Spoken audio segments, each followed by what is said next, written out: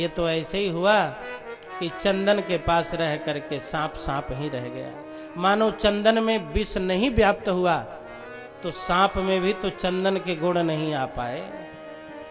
मानो कोई सज्जन व्यक्ति दुनिया से नहीं प्रभावित हुआ तो दुनिया भी तो सज्जन से कोई गुण नहीं सीख पाई। मान लो कोई साधु बच गया दुनिया के माया से, लेकिन दुनिया यदि सज्जन और साधु से कल्याण नहीं ले पाई तो फिर बुद्धि विवेक का सदुपयोग क्या हुआ। संसार से सज्जन लोग निष्प्रभावी होकर के चले गए, लेकिन संसार वाले लाभ नहीं ले पाए तो दुर्भाग्य ही तो है। भगवान ने कहा भोलेनाथ के पास रह करके भी तू टेढ़ा ही है, बिना पिटाई के अब तो सुधरेगा नहीं। सज्जनों के बीच में भी जो रह करके टेढ़ा ही रह जाए, भगवान कहते हैं अब तेरे सुधार का मार्ग समाप्त हो गया, अब तो तुम्हें दंड ही देना पड़ेगा। फिर भगवान श्री कृष्ण जमुना के तट पर गए। आध्यात्मिक दृष्टि से देखें तो जमुना कर्म है, राम भक्ति जहाँ सुरसरी धारा, गंगा भगवान की भक्ति है, सरस्वती ज्ञान है, सरजू ध्यान है और जमुना कर्म है। कर्म में अहंकार का काली नाग बैठा हुआ है, रावण मोह है, मेघनाद काम है और कुंभकर्ण अभिमान है, अहंकार है। लंका में लक्ष्मण जी ने सभी से युद्ध किया, लेकिन एक व्यक्ति से युद्ध लक्ष्मण जी ने नहीं किया। कुंभकर्ण से युद्ध करने लक्ष्मण जी नहीं गए, क्योंकि वो अहंकार है और अहंकार से तो सिर्फ भगवान ही लड़ सकते हैं, व्यक्ति के बस की बात नहीं है। कभी भक्ति का अहंकार, कभी ज्ञान का अहंकार, कभी जाति का अहंकार, कभी सुंदरता का अहंकार, व्यक्ति हमेशा अहंकार है। और जैसे उस जमुना में काली नाग का अहंकार बैठा था, तो हम लोगों के कर्म की जमुना में भी अहंकार का काली नाग बैठा है, अहंकार का काली नाग बैठा है। कहते हैं कि भर्तृहरि जी सबको छोड़ करके महाकाल की नगरी उज्जैन में पहुंच गए। उज्जैन में श्मशान में मानव की खोपड़ी में खिचड़ी बना करके खाते थे भर्तृहरि। शंकर जी ने पार्वती जी से कहा देखो, पार्वती जी बोली मैं तो सोचती हूँ इनसे बड़ा कोई महात्यागी नहीं होगा, पत्नी परिवार राज्य वैभव सबको छोड़ करके मनुष्य की खोपड़ी में भोजन बना के खा रहे हैं। शंकर जी ने कहा देवी इतनी जल्दी उपाधि न दो। पार्वती जी बोली बेचारे के पास अब क्या बचा है जो देगा तब आप त्यागी कहेंगे, सब कुछ दे करके श्मशान में रह रहा है, अब इससे भी बड़ा कोई त्यागी होगा। शंकर जी ने कहा चलो अभी देखता हूँ कितना बड़ा त्यागी है। शंकर जी वेश बना के पार्वती जी के साथ गए, बोले महाराज जी थोड़ी खिचड़ी खिलाओ। भर्तृहरि ने खिलाया, थोड़ी और खिलाओ, और खिलाया, थोड़ी और खिलाओ, सब खा गए। फिर शंकर जी बोले बर्तन भी दे दीजिए, अच्छी खिचड़ी बनती है मीठी मीठी, इसी बर्तन में बना के खाऊंगा। खिचड़ी भी खा लिया, बर्तन भी मांग लिया। बर्तन सोने चांदी का नहीं था, मानव की खोपड़ी का। भर्तृहरि ने खोपड़ी देते हुए कहा अरे इस खोपड़ी में क्या लगा है, जब इतना बड़ा राज्य और वैभव मैंने छोड़ दिया तो क्या खोपड़ी नहीं दे सकता। तो शंकर जी ने पार्वती जी से कहा देखो राज्य तो छूट गया, वैभव छूट गया, लेकिन वैभव छूटने का अभिमान नहीं छूटा। श्मशान में भी उस बात का अभ्यास और स्मरण बना है कि मैंने इतना छोड़ा, इतना छोड़ा, इतना छोड़ा। तो जब इतना छोड़ा तो इतना नहीं छोड़ सकता, तो वो सब छूट गया, लेकिन इतना इतना इतना का झंझट अभी भी बना हुआ, बना हुआ। यही है अहंकार।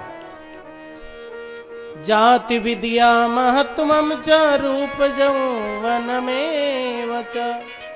जात विद्या रूप जवानी का अहंकार रहता है, और ये अहंकार ही काली नाग है। यदि जमुना के काली नाग को भगवान ने अपने चरण से भगाया, तो आप लोग भी भगवान के चरणों को अपने हृदय में रखें और विनती करें कि हे प्रभु हमारे भी जीवन के जमुना से अहंकार के काली नाग को भगा देना। कभी हमें ब्राह्मणत्व का अभिमान न हो, ब्राह्मण रहूं किंतु ब्राह्मणत्व का अभिमान न हो। दानी रहूं किंतु दान का अभिमान न हो, सुंदरता हो किंतु सुंदरता का अभिमान न हो, विद्वता हो किंतु विद्वता का अभिमान न हो। अभिमान बहुत बड़ा बोझ है, व्यक्ति इतना भारी हो जाता है कि संभालना ही मुश्किल हो जाता है।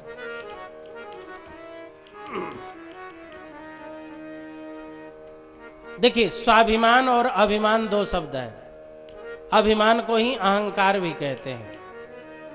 अभिमान को अहंकार, अहंकार में एक वचन लगा है, अहम आवाम वयम, संस्कृत में रूप बनते हैं ना, तो अहम एक वचन का प्रयोग है। केवल अपना ही ध्यान रखना, अपने कल्याण, अपने आनंद, अपनी खुशियों का ही ध्यान रखना, केवल अपने लिए सोचना, यही अहंकार है। और समाज के लिए भी सोचना, यही स्वाभिमान है। समाज और राष्ट्र के मंगल के लिए हमें कुछ त्याग भी करना पड़े, कुछ छोड़ना भी पड़े, तो त्याग कर दूंगा, छोड़ दूंगा, ये स्वाभिमान है। अरे हमारे राष्ट्र का मंगल हो रहा है, ये स्वाभिमान है, और केवल मेरा कल्याण हो जाए, ये अहंकार है। अहंकार व्यक्तिगत है और स्वाभिमान सामाजिक है। एक व्यक्ति नाली की भांति है और समाज गंगा की भांति है।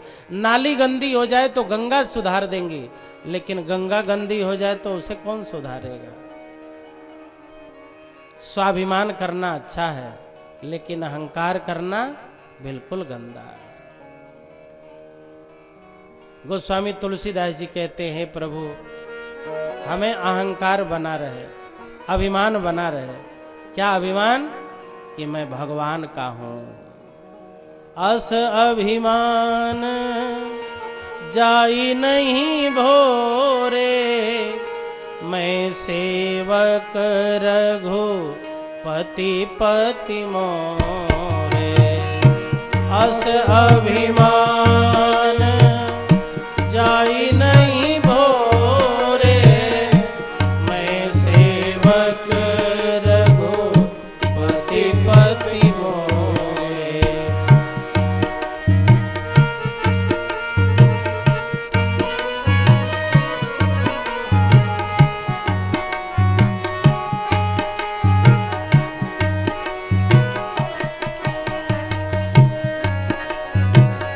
भगवान के संबंध का स्वाभिमान बना के रखें, अहंकार न रखें। स्वाभिमान ठीक है किंतु अभिमान ठीक नहीं है।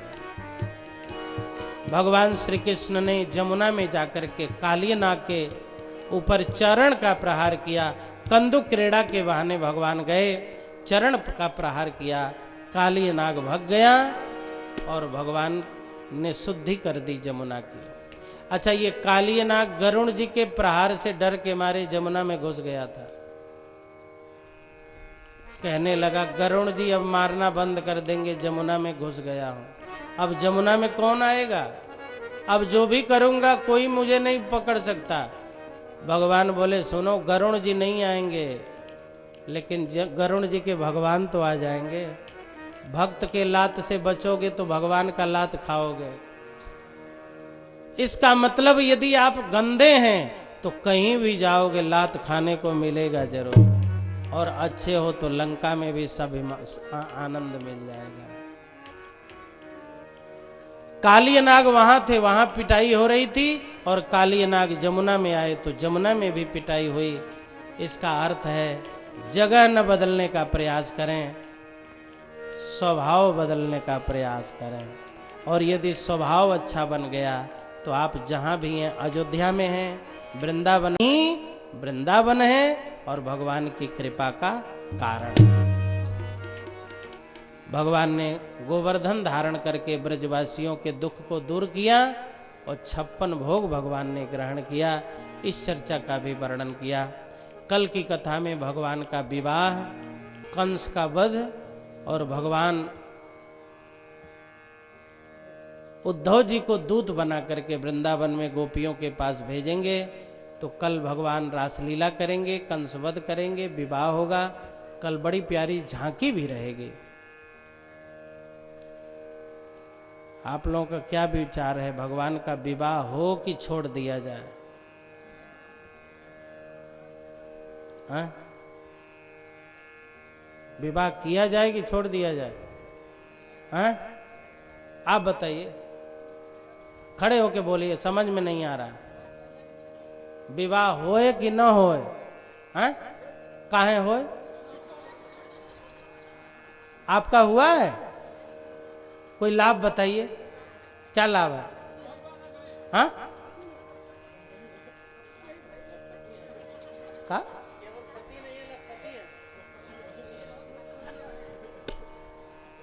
बड़े खुश हैं भाई, क्या बात है।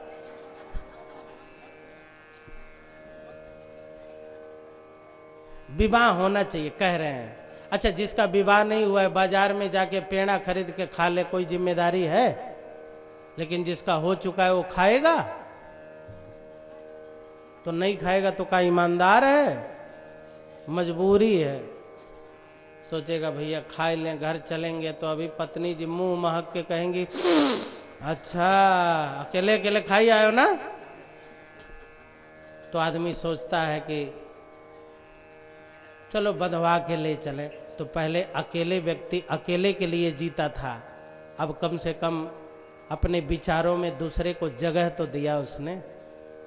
अब चलो अकेले नहीं खाएंगे, पत्नी के साथ खाएंगे। फिर बच्चे हो गए, अब चलो बच्चों को खिलाएं, हम तो 60 साल के हो गए, अब खाने से क्या होगा। फिर बच्चों की बहुएं आ गई, अब चलो बहुओं के लिए ले चलें। तो पहले स्वयं के लिए सोचता था, फिर पत्नी के लिए सोचने लगा, फिर बच्चों के लिए सोचने लगा, फिर बच्चों की बहुओं के लिए सोचने लगा, फिर रिश्तेदार नातेदार परिवार के लिए, फिर राष्ट्र के लिए सोचने लगा, फिर जिला के लिए, प्रदेश के लिए, देश के लिए, फिर पूरे विश्व के लिए सोचने लगा। हमारे विचार में पूरा विश्व आ जाए। अयम निजः परोवेति गणना लघुचेत साम, उदार चरिता नाम तो वसुधैव कुटुंबकम। सारी वसुधा हमारा परिवार बन जाए। विवाह अपनी आत्मा का विस्तार है, अपने स्नेह का विस्तार है, अपनी आत्मा का स्नेह का व्यवहार का विस्तार भी करना चाहिए, दूसरों को भी जगह देना चाहिए। कल भगवान का विवाह होगा। देखिए भाई, विवाह 2 प्रकार का होता है। एक तो विवाह वाह वाह वाह, और दूसरा होता है बियाह।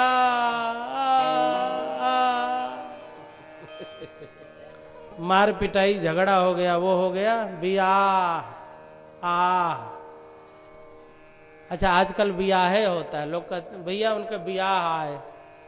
बियाह मार पिटाई झगड़ा लड़ाई, तो जिसमें लड़ाई झगड़ा हो वो बियाह है, और जिसमें वाह वाह हो उसको कहते हैं विवाह।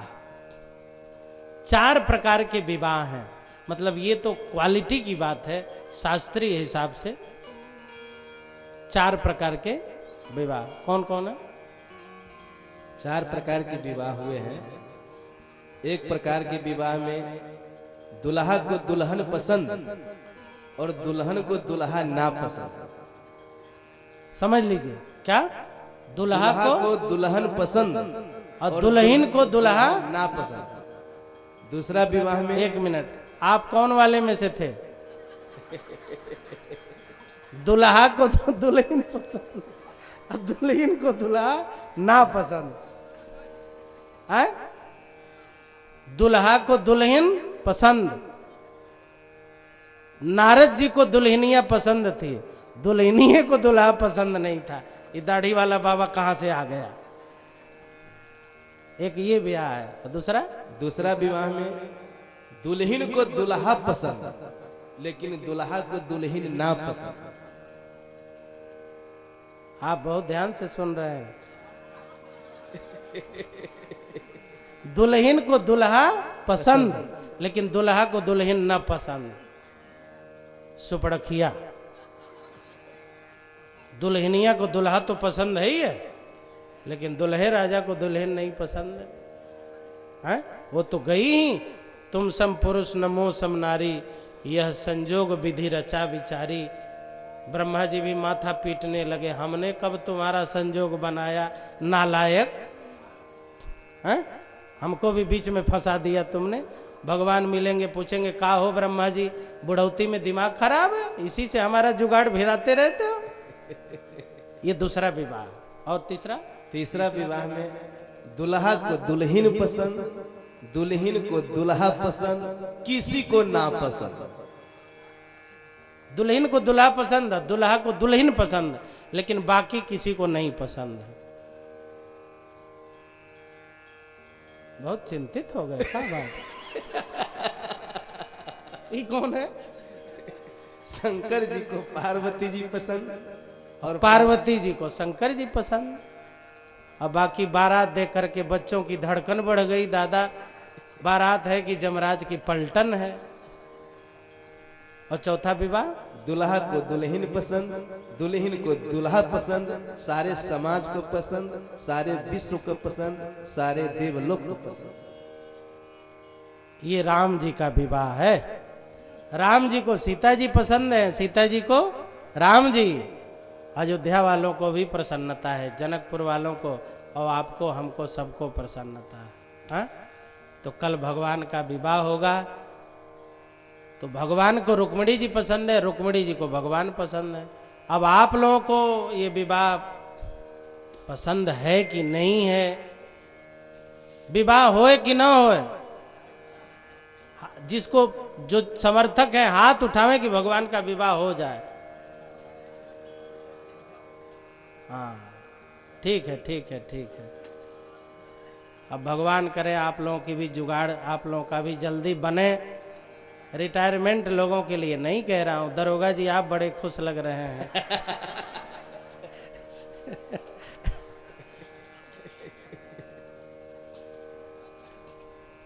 अच्छा, भागवत के 11वें स्कंद में लिखा है, भगवान कृष्ण उद्धव को कहते हैं, उद्धव जो मेरा जन्म कर्म पर्व उत्सव मनाते हैं, एकादशी मनाते हैं, विवाह उत्सव मनाते हैं, उनके ऊपर मेरी बहुत जल्दी कृपा हो जाती है। तो भगवान का विवाह मनाया गया, जनकपुर में भक्त मनाते हैं, अयोध्या में भी मनाते हैं, फिर विवाह उत्सव मनाया, जन्मोत्सव मनाया। हम लोगों को क्या लाभ हुआ कि भगवान के जन्म के समय नहीं थे तो जन्म के वर्षगांठ में तो हम लोग रह ही सकते हैं। भगवान के विवाह के समय में नहीं थे तो विवाह का वर्षगांठ वार्षिक उत्सव मनाओ, जैसे 25वीं वर्षगांठ, 26वीं, 27वीं।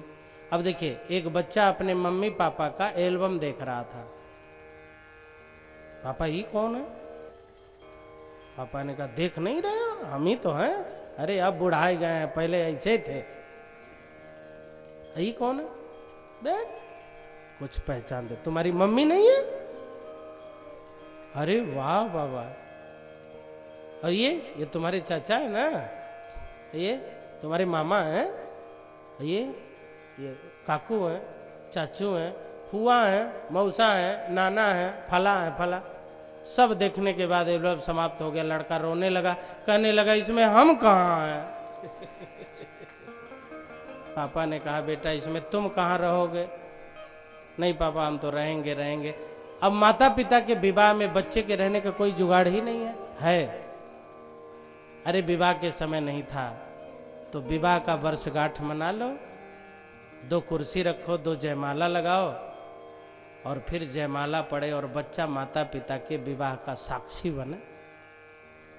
हैं? बस भक्त कहता है प्रभु उस विवाह में नहीं थे तो हम सोचते हैं आपके विवाह की एक झांकी बनाएं, हम उसी भाव में आपके विवाह के साक्षी बन जाए। बस भगवान की लीला के साक्षी बने, दृष्टा बने। अच्छा, कहीं पे हत्या हो रही हो और आप यह व्यक्ति मेरे उत्सव का साक्षी है, भगवान की प्रसन्नता प्राप्त होती है। भगवान ने स्वयं भागवत के 11वें स्कंद में बात कही है। तो कल झांकी और भगवान के विवाह उत्सव में आप सभी सादर आमंत्रित हैं। बारात के स्वागत के लिए हमारे आदरणीय पांडे जी तो है ही हैं, आप सब लोग बारात में आइए। घराती बन के ना आइएगा, बाराती बन के आइएगा। क्यों? और रुक्मिणी जी के तरफ से परिवार रहेगा, आप सब भगवान के तरफ से आइए और भाव में कल भगवान का विवाह उत्सव मनाएं, झांकी का दर्शन करें। आज की कथा यहीं पे पूर्ण हो रही है। आइए भगवान नाम संकीर्तन कर लें, फिर आरती और प्रसाद लेके तब आप लोग पधारिएगा।